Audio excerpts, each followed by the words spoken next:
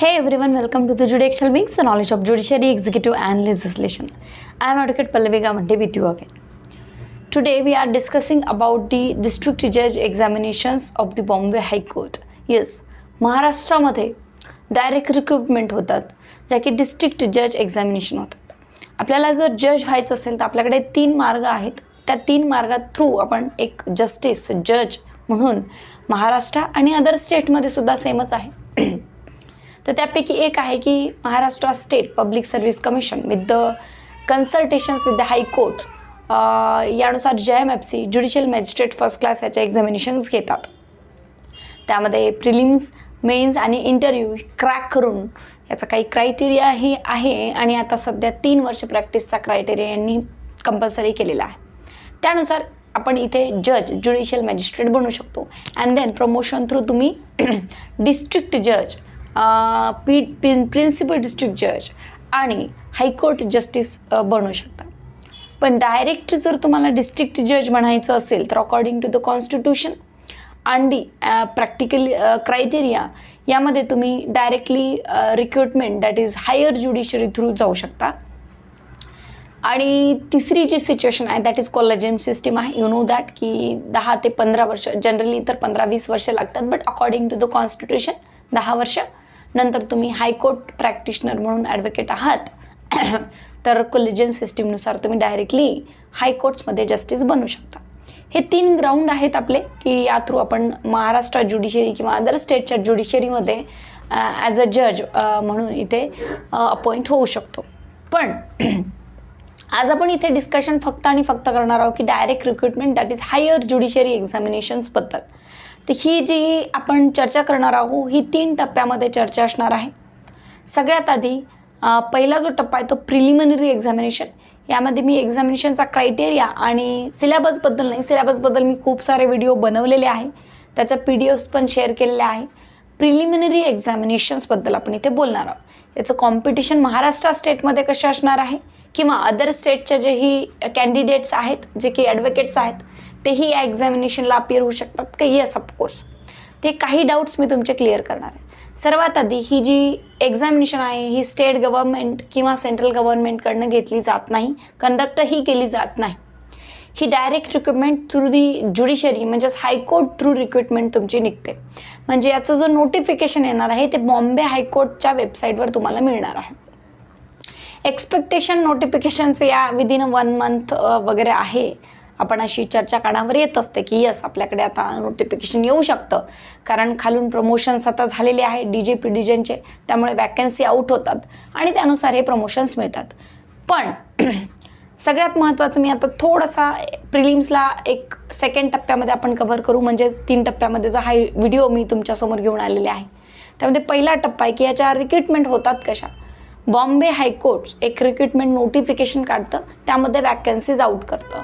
Generally 9, 10, 11, 12 अशा vacancies आपल्याला दिसतात. पण मागच्या 2 वर्षापासून वॅकन्सी खूप जास्त इथे दिसत आहेत.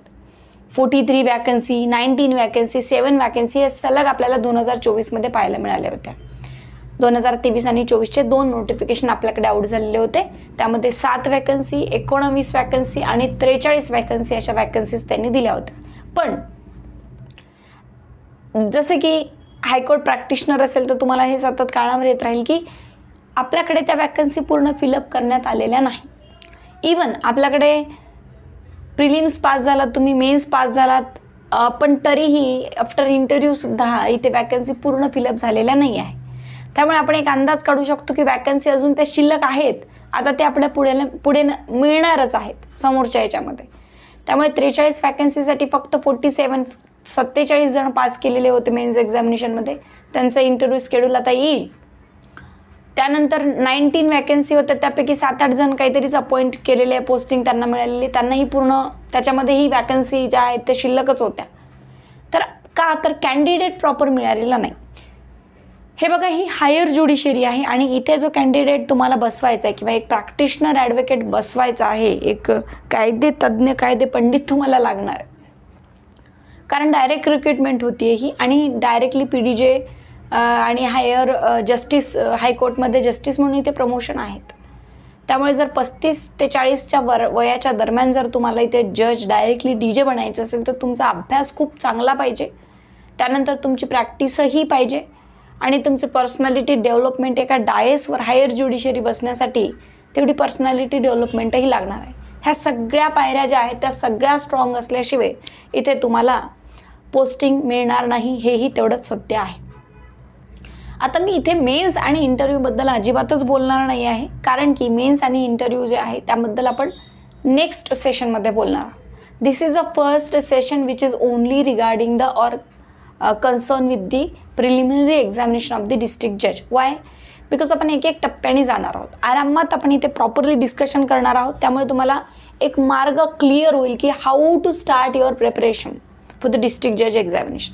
अनेक असे विद्यार्थी आहेत की ते म्हणतात की आम्ही JMFCची खूप वर्ष तयारी केलेली आहे, आम्ही इंटरव्ह्यूपर्यंत जाऊन आले, आमची रँक आली होती, बट समहाऊ अनफॉर्च्युनेटली आमचं पोस्टिंग झालेलं नाही आहे JMFCचंच. आम्हाला अभ्यासाची सवय आहे आणि आम्ही अभ्यास करतो, बट डिस्ट्रिक्ट जज या पोस्टवर जायचं असेल तर हा फक्त अभ्यास किंवा थेरेटिकल मुद्दा नाही आहे.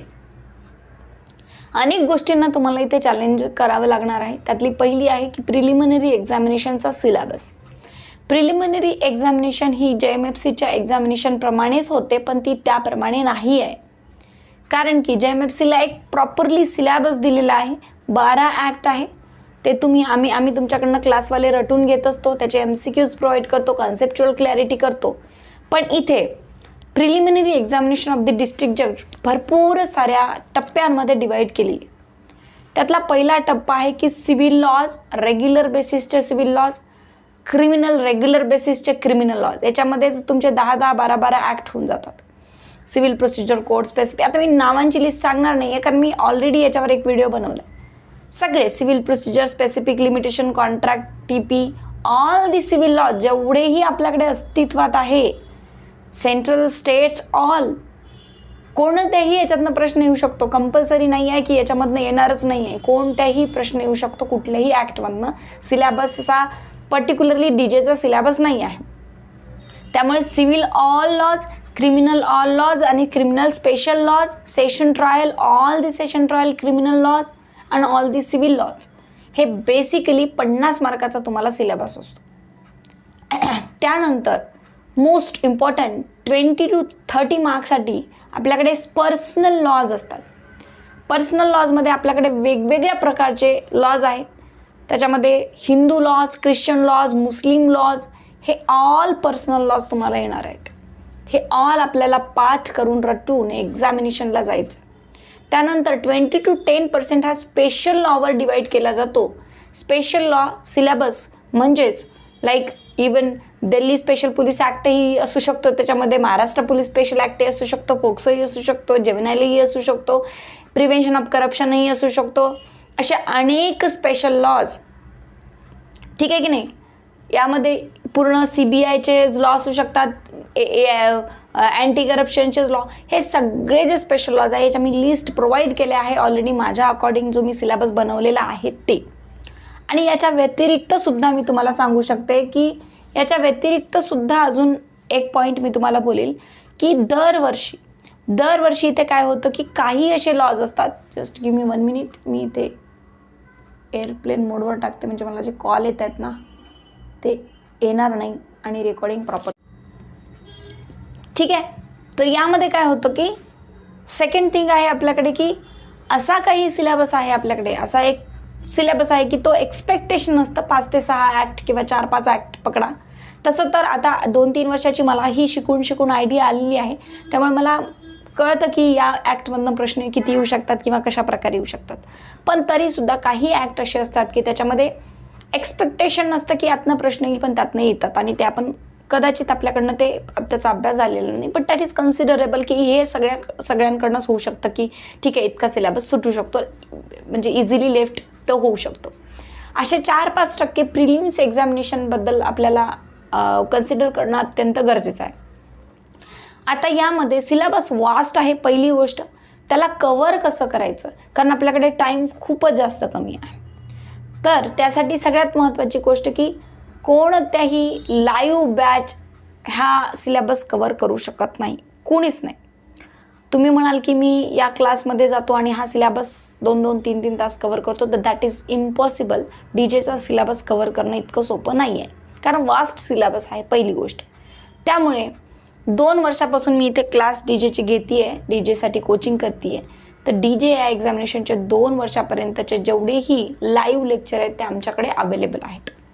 ते तुम्ही कंटिन्युअसली पाहू शकता आणि जेवढेही काही आत्ता लाईव्ह लेक्चर सुरू आहे कंटिन्युअसली तेही तुम्ही जॉईन करू शकता. असा आपल्याकडे एक कोर्स आहे डिस्ट्रिक्ट जज एक्झामिनेशनसाठी. त्याची व्हॅलिडिटी आहे 2 वर्ष. त्यामध्ये तुम्ही ॲडमिशन्स घेतल्यानंतर त्याच्यामध्ये prelims, mains as well as interview ह्या सगळ्या गोष्टींचं प्रिपरेशन तिथे होणार आहे. त्यामध्ये प्रिलिम्सचे क्वेश्चन्स पेपर, प्रिलिम्सचं all syllabus, each and every act जेवढीही एक्सपेक्टेड आहे, स्पेशल, पर्सनल आणि लोकल, क्रिमिनल आणि सिव्हिल हे ॲक्टचे व्हिडिओ, लाईव्ह लेक्चर 1-1 तासाचे त्याच्यामध्ये ऑल अवेलेबल आहेत. ते तुम्ही डे टू डे बघायचे आहेत. दिवसातनं 5 ते 7 तास तुम्हाला अभ्यास करायचा आहे. पहिले तर एक विषय लेक्चर्स बघून कंप्लीट करून त्यानंतर तुम्हाला हे अभ्यास एक रिव्हिजन सुरू करायचं. तर हे ऑलरेडी लाईव्ह लेक्चर झालेले असेल तर तुम्ही इथून कवर करू शकता. अदरवाईज जर नेक्स्ट मंथ या महिन्यात जर नोटिफिकेशन आलं डीजेचं आणि पुढच्या 2 महिन्यात जर एक्झाम होईल, बिकॉज हे MPSC सारखं नाही आहे, JMFC सारखं नाही आहे की तुम्हाला 6-6, 7-7 महिने वेळ मिळेल. डायरेक्टली 2 महिन्यात एक्झाम होते, तर त्याच्यामुळे 2 ते 3 महिन्यामध्ये लाईव्ह बॅचेस कवर होत नाही. आता ज्या लाईव्ह बॅचेस सुरू आहे, लाईक आत्ता प्रिव्हेन्शन ऑफ करप्शन ॲक्ट झालेला आहे, पोक्सो ॲक्ट झालेला आहे आणि भारतीय न्याय सुरक्षा संहिता सुरू आहे, तर तुम्ही इथून जॉईन करू शकता. बट आधी पर्सनल लॉज हे सगळे जे झालेले आहेत त्याला कंटिन्यू तुम्ही पाहू शकता जेव्हा तुम्ही ॲपमध्ये ॲडमिशन घेणार आहे डिस्ट्रिक्ट जज फाउंडेशन कोर्सला, आणि ते सगळे लेक्चर्स पाहून तुम्ही तुमच्या कन्सेप्ट क्लिअर करू शकता. हा एक मुद्दा आहे. हा झाला क्लासेसचा भाग. तर तिथे 2 वर्षाची तुमची व्हॅलिडिटी आहे, म्हणजे 2 वर्ष तुम्ही त्याचा तुमच्याकडे तो कोर्स राहणार. याच्यामध्ये तुमचं ॲडिशनल PP पण कवर होऊ शकतं बऱ्यापैकी, एक 70 to 80%, आणि डीजे तर कवर होतच आहे पूर्ण. तर हे क्लासेस संदर्भात मी माहिती सांगितली. आता येऊया प्रिलिम्स एक्झामिनेशनला क्रॅक कसं करायचं त्याबद्दल. सगळ्यात आधी आपल्याला कन्सेप्च्युअल क्लॅरिटी करून घेणं अत्यंत महत्त्वाचं आहे, कारण की आता मी बोलणार आहे सुरुवातीला कट ऑफबद्दल. ॲट दी एंडला जाऊया, मग प्रिपरेशन कसं करायचं ते ठरवूया. कारण काय आहे, शत्रू कोण आहे आपला, कट ऑफ. शत्रू कोण असतो, कॉम्पिटिशन. तर त्याबद्दल आधी बोलूया आपण. तर कट ऑफ डीजे डिस्ट्रिक्ट जज एक्झामिनेशनला JMFC एवढी कॉम्पिटिशन किंवा JMFC एवढी विद्यार्थ्यांची गर्दी किंवा संख्या नसते, कारण इथे क्रायटेरिया आहे की तुमच्या 35 इयर कंप्लीट झालेले पाहिजे. गेले 2-3 वर्ष झाले माझंसुद्धा चान्स गेलेला आहे, because I am not eligible for the examination due to the age and due to the practice criteria whatever. तर अनेक असे विद्यार्थी असतात की एक तर त्यांचा प्रॅक्टिस क्रायटेरिया कंप्लीट असेल पण एज नाही आहे, एज असेल पण प्रॅक्टिस नसेल, किंवा अनेक असे विद्यार्थी की त्यांचा फॉर्म ॲक्सेप्ट होत नाही कारण त्यांच्याकडे प्रॅक्टिकली एक्सपिरियन्सच नाही आहे. त्यावरही मी बोलणार आहे, पण त्याच्यावर नेक्स्ट व्हिडिओमध्ये आपण बोलूया, आत्ता नाही. तर अशा प्रकारे कॉम्पिटिशन थोडं कमी असतं. आपण समजून घेऊया की 2000 विद्यार्थ्यांनी फॉर्म भरलेला आहे आणि आपल्याकडे 10 ते 15 जागा आहे. कमीत कमी 1000च असतात, पण एक मी जस्ट आकडा सांगते. ज्यावेळेस आपलं कॉम्पिटिशन आत्ता राहणार आहे तर 1000, ठीक आहे, 1000 विद्यार्थी आहे आणि 20-10 अशा काही जागा आहेत. आता यामध्ये काय होतं की सिलेबस इतका वास्ट असतो की त्याच्यापैकी जास्तीत जास्त असे 200 विद्यार्थी असतील, 150 ते 200 विद्यार्थी असतील, खूप झाले की ते प्रिपरेशन करून येतात. खूप मोस्ट ऑफ मी मॅक्सिमम विद्यार्थी सांगते की 100 ते 200 विद्यार्थी असतात की ते प्रिपरेशन करून येतात, पूर्ण सिलेबस वाचून येतात, प्रॉपरली कुठेतरी क्लास लावतात, प्रॉपरली गायडन्स घेतात आणि प्रॉपरली सगळा अभ्यास करतात. आणि डिस्ट्रिक्ट जज एक्झामिनेशन, ॲडिशनल PP एक्झामिनेशन ही कोणाच्या हेल्पशिवाय होऊ शकत नाही. तुम्ही म्हणाल मी एकटंच सगळं करतो, तर दॅट इज नॉट पॉसिबल, कारण याच्यामध्ये सिलेबस खूप आहे आणि तो आपल्याला स्वतः कवर करायला वेळ लागणार. इवन मी जरी असेल तर मला कोणाची तरी हेल्प घ्यावी लागेल की बाबा मला हे थोडं कवर करून दे, कारण मला हे कवर नाही होत आहे, कारण माझ्याकडे वेळ कमी आहे. कारण तुम्हाला JMFC सारखा वेळ इथे नाही मिळणार आहे. लगेच नोटिफिकेशन आउट झाल्यानंतर दिवाळीच्या आत ही एक्झाम होऊ शकते आणि दिवाळीनंतर तुमची मेन्स आणि देन लगेचच इंटरव्ह्यू. त्यामुळे कारण आता यांचा इंटरव्ह्यू शेड्यूल आलेला आहे, त्यामुळे नोटिफिकेशन काढायला बॉम्बे हायकोर्ट मोकळं झालेलं आहे या संदर्भात तरी. तर त्यामुळे आपल्याला इथे तयारीला लागणं गरजेचं आहे. सेकंड थिंग झाली की मी एवढा सिलेबस कवर कसा करायचा, तर कामाला लागा, अभ्यासाला लागा. 5 ते 7 तास मॉर्निंग असो इव्हिनिंग असो कोणत्याही वेळेला तुम्ही 5 ते 7 तास द्या. एक लेक्चर घ्या, एक एक लेक्चरला कव्हर करायचं आहे आणि त्याचा ॲक्टवर रिव्हिजन करून त्याला बाजूला ठेवायचं. पहिले तर सिलेबस जेवढे आहे त्याचे बैराक तुम्हाला घेणे गरजेचं आहे, किंवा तुम्ही PDF वर अभ्यास करत असेल तर you can study in a laptop also. पण बैराक्ट इज व्हेरी कन्व्हिनियंट बिकॉज डोळ्याला त्रास होत नाही. मुख्य जे सिलेबस आहे त्याचे तरी बैराक्ट तुम्हाला खरेदी करणं गरजेचे आहे, आणि जेही लेक्चर्स अवेलेबल असतात त्यांच्या लेक्चर्स पाहून नोटिंग करून प्रिलिम्सचा अभ्यास पहिले करणं सुरुवात गरजेचं आहे, कारण नोटिफिकेशन केव्हाही येऊ शकतं. त्यामुळे आता तयारीला लागणं हे अत्यंत गरजेचं आहे. तर प्रिलिम्स एक्झामिनेशनमध्ये कट ऑफ कितीही वॅकन्सी असल्या आणि किती असलं तरी 60-65 इथपर्यंत जातो. पेपर खूपच सोपा असेल तर 65 पर्यंत कट ऑफ जाण्याची शक्यता असते, कारण संख्या कमी आहे, संख्या ही जास्त नसते. आता पेपर ॲव्हरेज असतो का, तर यस डेफिनेटली पेपर सगळे सॉल्व करू शकेल असाच असतो. पण मुद्दा काय असतो की मग फेल का होतात विद्यार्थी, तर विद्यार्थ्यांचा सिलेबस कंप्लीट होत नाही, किंवा जर सेल्फ स्टडी असेल तर तुम्हाला खूप जास्त म्हणजे दिवस रात्र त्यात राहावं लागणार आहे. पहिले तर ॲनालायझेशन करा सगळ्या पेपर काढून, जे की ऑलरेडी मी त्याच्यावर व्हिडिओ बनवणार आहे आणि ॲपमध्ये पण त्याबद्दल व्हिडिओ लेक्चर्स आहेत, की मागचे जेवढेही पेपर्स आहेत त्याच्यामध्ये ॲनालायझेशन करून विषयांची लिस्ट काढावी लागणार आहे आपल्याला. ती ऑलरेडी आमची क्लासेसमध्ये झालेली आहे. विषयांची लिस्ट काढली, विषयांच्या लिस्टमधून ते कायदे काढले, कायद्यांची लिस्ट तयार झाली. गेल्या 5-6 वर्षामध्ये किती आले आहे प्रश्न याच्यातनं, प्रत्येक विषयामधनं किती प्रश्न आलेले आहेत हे आपल्याला अभ्यास करावा लागणार. आणि त्या सगळ्यानंतर आपल्याला त्या ॲक्टची सुरुवात करावी लागणार की डीजेचा पेपर असतो तरी कसा. आता डीजेचे पेपर हे JMFCच्या पेपरप्रमाणे असतात का, ते नाही, थोडेफार अवघड असतात. सरळ सरळ थोडे प्रश्न विचारत नाही, आणि जरी सरळ सरळ पेपर असला तरी सिलेबस खूप जास्त आहे, त्यामुळे कन्फ्युजन होतं, कारण रिव्हिजनला इतका वेळ मिळत नाही. 12 ॲक्ट आणि 52 ॲक्टमध्ये फरक आहे. जर JMFCला 12 ॲक्टवर प्रिलिम्स असेल तर इथे 52 ॲक्टवर प्रिलिम्स होती आहे. यामध्ये खूप जास्त फरक आहे, ठीक आहे की नाही. ज्याला आपण म्हणतो की जमीन आसमानचा फरक आहे, तर तो फरक इथे दिसतोय तुम्हाला, कारण पोस्ट तशी आहे, फरक खूप जास्त आहे. जर तुम्ही JMFC 25 वर्षात नाही झाले तर तुम्हाला 35 वर्षापर्यंत तुम्ही वाट बघितली आहे, तर डेफिनेटली हे चॅलेंजिंगच असणार आहे ना.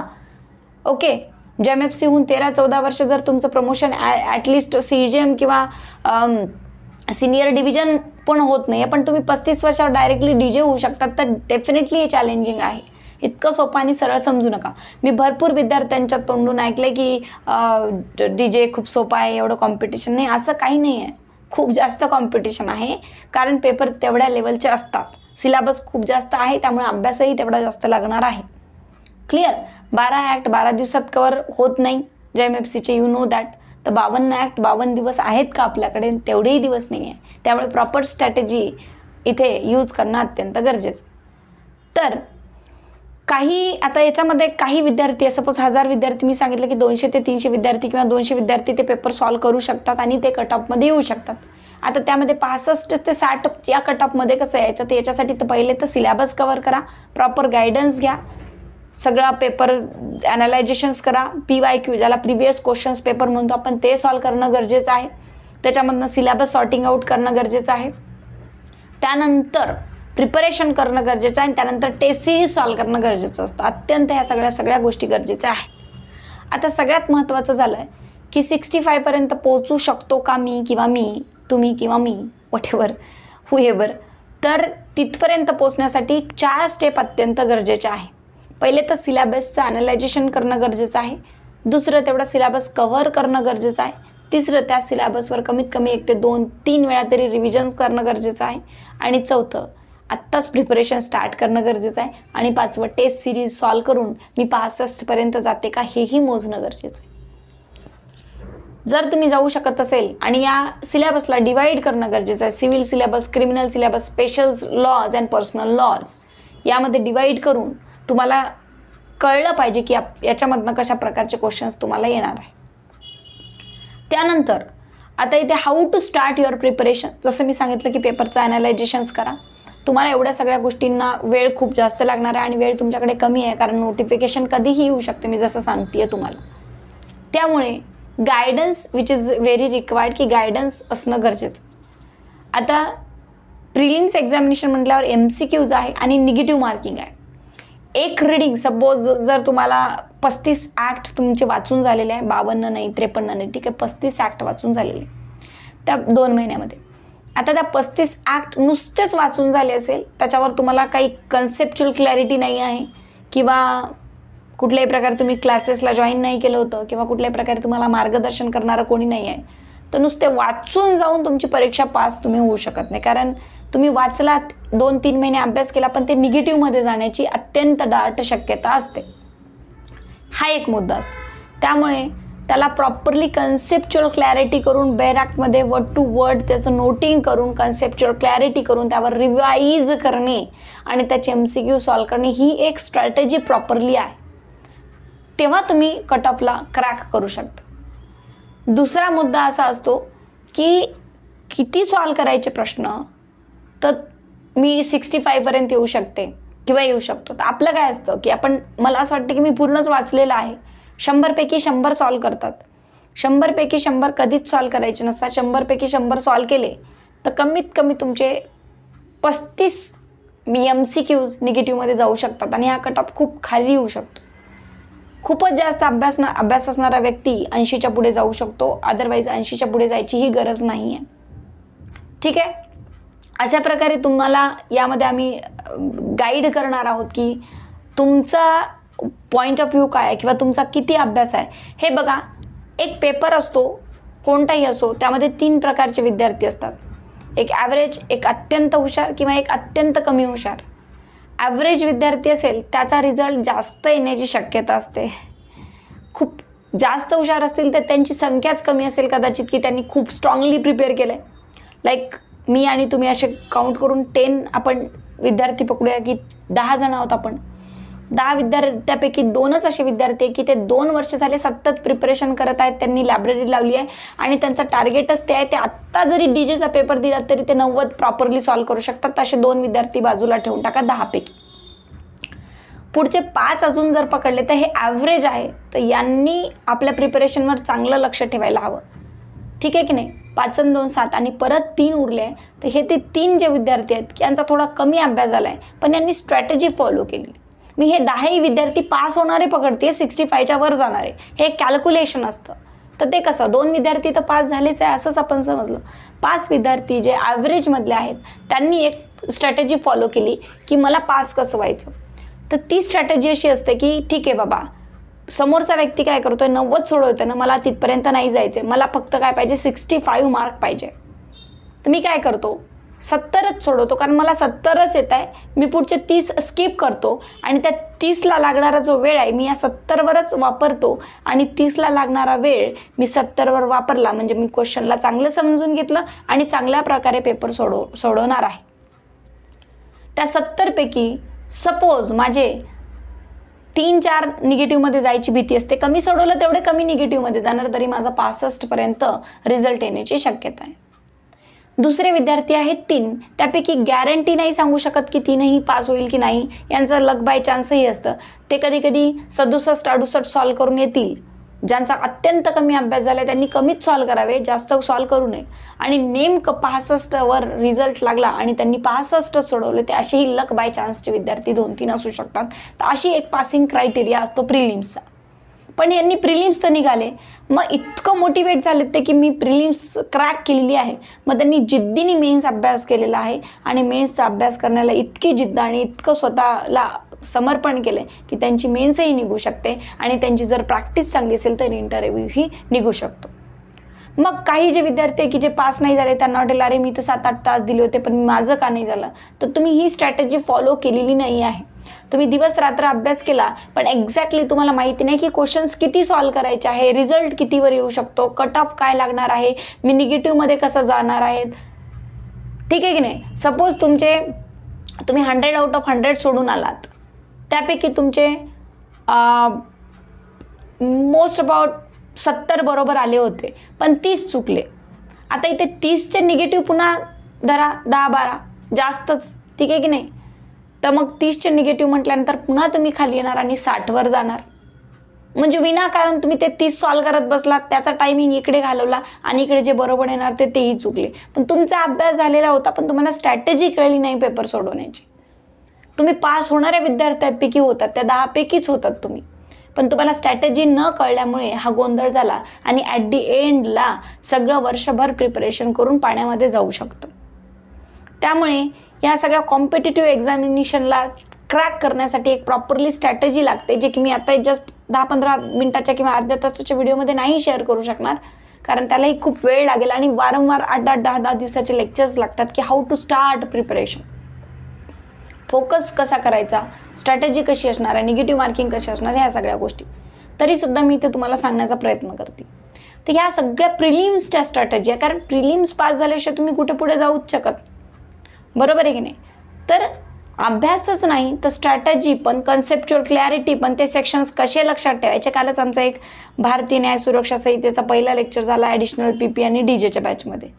तर इवन त्यांना डेफिनेशन्स कशा लक्षात ठेवायच्या हे गंमत करून, काही जोक सांगून किंवा त्यांच्याशी डिस्कशन करून ऑफलाईन बॅचमध्ये छत्रपती संभाजीनगरमध्ये तर डिस्कशन्स करून, गप्पा गोष्टी करून असे हे सेक्शन्स आणि डेफिनेशन्स लक्षात ठेवले जातात. तर आपला सोबतचा एन्व्हायरमेंट, आपल्यासोबतचा ग्रुप तयार करणे अत्यंत गरजेचं आहे एवढ्या मोठ्या प्रिपरेशन्ससाठी आणि एवढ्या मोठ्या एक्झामिनेशनसाठी. जर कोणीही असेल, तुम्ही आपण कोर्टामध्ये जर आता इलिजिबल आहात तुम्ही as an advocate to the district जज एक्झामिनेशन, तर एक ग्रुप तयार करणे गरजेचं आहे, डिस्कशन करणे गरजेचं आहे. इतके बुक्स विकत घेणे गरजेचं आहे. याची बुक वापरतो त्याची नाही जमणार आहे, लायब्ररीत बसतो नाही जमणार आहे, की लायब्ररीची बुक वाचतो आणि मग ठेवून देतो, नाही.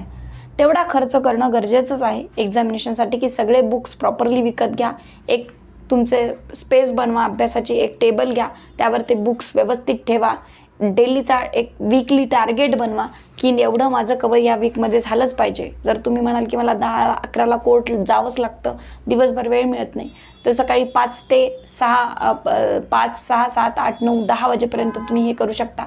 नोटिफिकेशन आल्यावर तुम्ही थोड्याफार सुट्ट्या कोर्टमध्ये देऊ शकता. दुपारून काम नसेल तर तुम्ही दुपारूनही वाचू शकता. पण याला सेपरेटली टार्गेट ठेवणं गरजेचं आहे. आम्ही कोर्टाच्या लायब्ररीत बसतो दुपारी 1 तास, तसं जमणार नाही. कोर्टाच्या लायब्ररीत अभ्यास होत नाही, मलाही माहिती आहे, तुम्हालाही माहिती आहे. कोर्टाची लायब्ररीमध्ये अभ्यास होत नाही. त्यामुळे तुम्हाला सेपरेट लायब्ररी किंवा सेपरेट घरी तुमची जी स्पेस असेल अभ्यासाची किंवा एखादी तुमची स्पेशल रूम असेल तर तुम्ही तिथे करू शकता. कोर्टमध्ये अभ्यास होत नाही. कोर्टमध्ये फक्त डिस्कशन होऊ शकतं की तुझं किती झालं आहे, माझं किती झालं आहे, आता काय करायचं, पुढचा विषय कोणता घ्यायचा आहे, कुठे क्लासेस लावायचे, कसं जॉईन करायचं, कुठले MCQ सॉल्व्ह करायचे, हे सगळे तुमच्या डिस्कशनचा भाग आहे. अदरवाईज तुम्ही क्रॅक नाही करू शकत कोर्टमध्ये बसून अभ्यास करून एक्झामिनेशन. त्यामुळे एक एन्व्हायरमेंट तयार करा, प्रॉपरली एक तुमचा टेबल असला पाहिजे, त्याच्यावर सगळे 50 बेअर ॲक्ट असले पाहिजे, जे मागचे जे क्वेश्चन्स पेपर आहेत त्यांच्या एक प्रिंट करून फाईल तयार करा. इवन प्रिलिम्सपासून तरी स्टार्ट करणं गरजेचं आहे. ती फाईल तुमची प्रॉपरली डेस्कवर असली पाहिजे. त्याच्यात कशा प्रकारचे, लाईक पोक्सो सब्जेक्ट घेतला तर पोक्सो सब्जेक्टमध्ये मागच्या 5 वर्षामध्ये किती प्रश्न आलेले आहेत, कोणत्या प्रकारचे प्रश्न आले, रिपीट प्रश्न होत आहेत का काही, याचं ॲनालायझेशन करणं गरजेचं आहे. आता जेव्हा DJची बॅच विद्यार्थी कलेक्ट होतील, DJच्या बॅच ऑलरेडी सुरू झाल्या आहे, पण एखाद्या संडेला आम्ही याच्यावरच डिस्कशन करणार की मागच्या 2019चा पेपर असा होता, त्यामध्ये इतके प्रश्न याचे आले, तितके प्रश्न रिपीट झाले. तर हे सुद्धा डिस्कशन्स आणि याचे पण लेक्चर्स आपण क्लासमध्ये घेतो. तर अशा प्रकारे तुम्हाला प्रिलिम्सची स्ट्रॅटेजी तयार करून प्रिलिम्स एक्झामिनेशनला सुरुवात करायची आहे. आणि जर मी 65 म्हणत असेल तर तुम्ही 70चा टार्गेट ठेवून पुढे जायचं आहे. जागा जास्तीत जास्त निघण्याची शक्यता आहे. आणि मोर ओव्हर आता 3 अपॉर्च्युनिटी तुमच्यासाठी समोर दिसतात. That is first additional PP, ज्यांना पूर्ण सेशन ट्रायलचा अभ्यास आहे, त्यामुळे दोन्ही कंबाईनली तुम्ही स्टडी करू शकता, डिस्ट्रिक्ट जज आणि ॲडिशनल PP. फक्त इथे जजमेंट आणि अपील रिव्हिजनमध्ये फरक असणार आहे. इकडे प्रिलिम्स आहे तर तिकडे डायरेक्टली मेन्स आहे, तर तुम्ही DJ आणि मेन्स APP ॲडिशनल PP सोबत ट्राय करू शकता. तिसरी आहे की फॅमिली कोर्टच्या जागाही निघण्याची शक्यता दाट आहे, त्यामुळे फॅमिली कोर्टसाठीही तुम्ही रेडी राहू शकता. म्हणजे एक अपॉर्च्युनिटी बाय चान्स जर तुमच्या हातातनं गेली तर दुसरी तुमच्यासाठी रेडी आहे. आणि जास्त चेंजेस किंवा जास्त मेहनत करण्याची गरज नाही, कारण सिलेबस सगळा सेमच बिलकुल. तर अशा प्रकारे मी प्रिलिमिनरी एक्झामिनेशनवर तुम्हाला इथे थोडंसं गायडन्स करण्यासाठी, थोडी माहिती देण्यासाठी इथे आज हा व्हिडिओ बनवलेला आहे. उद्या परत आपण मेन्स एक्झामिनेशनला कसं क्रॅक करायचं ते बघूया. पण सुरुवातीला अभ्यासाचं प्रिपरेशन सुरू करणं अत्यंत गरजेचं. जर तुम्ही फक्त म्हणाल की मी क्लासेस लावतो आणि माझं कंप्लीट होईल, तर नाही होणार. दिवसातले आत्ता सध्या राईट नाऊ इनिशियल स्टेजला 4 आवर्स तरी तुम्हाला काढणं गरजेचं आहे. पहिले तर बेअर ॲक्ट विकत घ्या, बेअर ॲक्ट घ्या, नंतर क्वेश्चन्स पेपर जे आहेत त्याच्या प्रिंट आऊट काढा. बॉम्बे हायकोर्ट साईटवर तुम्हाला क्वेश्चन्स पेपर सापडतील, किंवा तुम्ही माझ्या क्लासमध्ये एखाद्या ग्रुपमध्ये असाल, ऑलरेडी स्टुडंट आहात, तर मला मेसेज करा व्हॉट्सअप, मी तुम्हाला ते देईल. त्यानंतर पेपरचा बंच करा, त्याची फाईल तयार करा आणि बॅरॅक्ट घ्या. शॉर्ट बॅरॅक्टपासून सुरुवात करू शकता. तुमच्याप्रमाणे तुम्ही क्रिमिनल सिव्हिल कोणत्याही प्रकारे सुरुवात करू शकता, पण अभ्यासाची सुरुवात करणं अत्यंत गरजेचं आहे, कारण वेळ फार जास्त कमी आहे. ओके, बाकी राहिला आहे प्रश्न क्लासेसचा. तर डेफिनेटली क्लासेस 2 वर्षाची व्हॅलिडिटी आहे. एक्झामिनेशन खूप मोठी असते ही, त्यामुळे फीजही याची जास्त असते रेग्युलरपेक्षा, कारण 2 वर्ष मला तुम्हाला व्हॅलिडिटी द्यायची आहे, तुम्हाला नोट्स द्यायचे असतात. त्या नोट्स मला दुसऱ्यांकडनं बनवून घ्यायचे असतात, because me one man army नाही होऊ शकत. हे सगळं प्रिपरेशनच मी एकटी नाही करू शकत. तर प्रिपेरेशन्सची तयारी तुमच्याकडनं करायला मलाही टीमची मदत लागते. टायपिंग, अपील, जजमेंट, हे सगळे क्रिमिनल, सिव्हिल, एसे रायटिंग, क्वेश्चन्स पेपर, हे सगळं मटेरियल मला तुम्हाला द्यावं लागतं.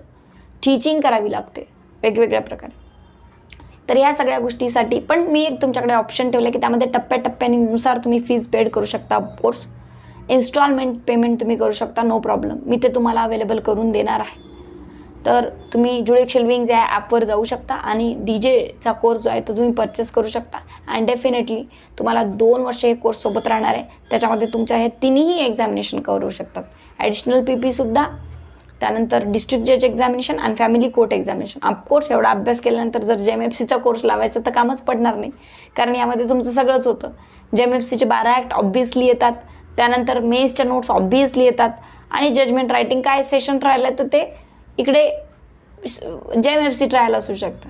त्यामुळे डिस्ट्रिक्ट जजचा कोर्स जर तुम्ही कराल तर तुम्हाला ईच अँड एव्हरी एक्झामिनेशनच्या सब्जेक्टच्या नोट्स, ईच अँड एव्हरी एक्झामिनेशनचे लेक्चर्स तुम्हाला इथे मिळून जातात, कारण यामध्ये सगळंच कव्हर होते. तर हा एक मुद्दा तुमच्यासाठी चांगल्या प्रकारे मी इथे तुम्हाला समजावून सांगण्यासाठी घेऊन आलेले आहे की start your preparations now, don't waste your time.